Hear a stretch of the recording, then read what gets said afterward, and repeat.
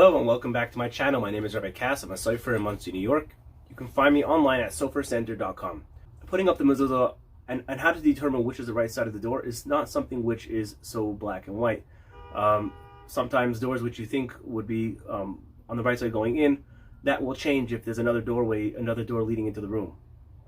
Or if you have two rooms, one is a larger room, one is a smaller room, whether one is a more important room, which way the door swings, or the flow of the foot traffic through the house. These are all determining factors which could change the direction of the mezuzah, which you might think that it goes on the right side, but it might have to go on the other side depending on other factors. So assuming you know where this mezuzah needs to go, and how do you know that? Because either you verified it with a rabbi, or you had a Sofer come down to the house, or we did it online. We can do a video consultation like I mentioned also earlier, and you know where the mezuzah is going.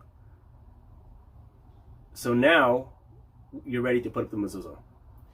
So what mezuzah are you putting up? So it's important to mention to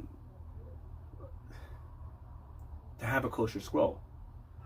So you could do everything right. You could put it in the right case. You could put it up in the right spot and verify everything. But if the mezuzah was purchased from a non-reputable source, then it's all for nothing. So you got to make sure you have a kosher scroll, which means don't buy it on Amazon and eBay. Chances are it's probably, I can't say anything for sure, but my experience with eBay and Amazon has been that they sell poor quality mezuzahs, and I have a separate video on that about buying tefillin and mezuzahs from eBay and Amazon. Also some Judaica stores that they're at best minimally kosher, many times outright puzzle.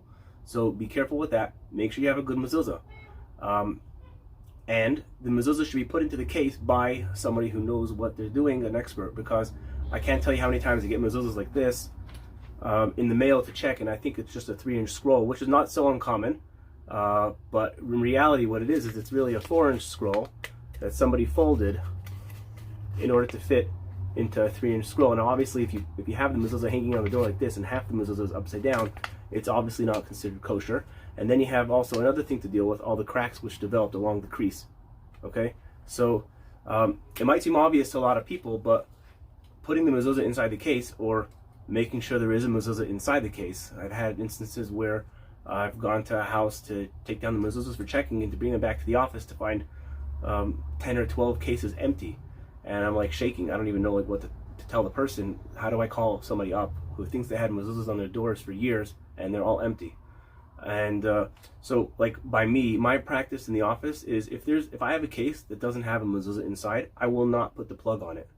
And if I give somebody a case, let's say they change cases and they want to keep the extra cases for just to keep around the house, I won't put the plug in it and I won't put the back on it. I'll either tape it on separately in a way that you could see and it's obvious that there's nothing inside.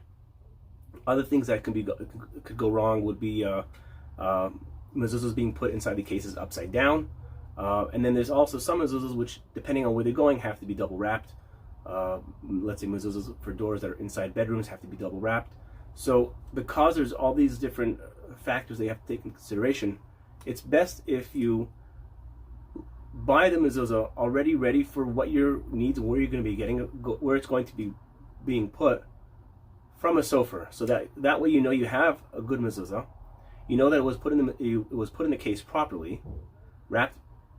If it needs to be double wrapped properly, put in the case right, and you are ready now. You have your mezuzah, a good mezuzah, ready to go. So again, if you're not yet subscribed to the channel, subscribe. If you like this video, give the video a thumbs up, and I'll see you on my next video. Another video coming out real soon, and stay tuned.